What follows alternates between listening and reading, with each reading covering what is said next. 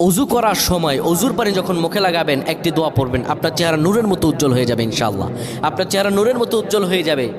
চেহারা থেকে ব্রণ, মেস্তা, কালো দাগ সহ যাবতীয় সমস্যাগুলো আল্লাহ তাআলা দূর করে দিবেন এবং আপনার রিজিকে বরকত হবে ইনশাআল্লাহ।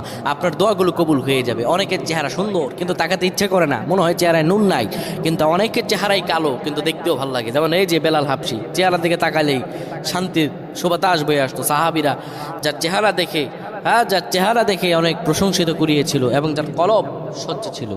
প্রিয় ভাইরা আমার, অজু যখন আপনি করবেন, অজুর পানিতে যখন আপনার চেহারা ভিজাবেন, তখন অজুর পানিতে আপনি এই দোয়াটা 3 বার পরে, দুরূদ শরীফ 3 বার পরে ফু দিবেন। দোয়াটি হলো আল্লাহু নূরুস সামাওয়াতি ওয়াল আরদ, আল্লাহু নূরুস সামাওয়াতি ওয়াল আরদ। পানিগুলো নিয়ে সেই পানির মধ্যে আপনি ফু দিয়ে চেহারার মধ্যে লাগাবেন। আমার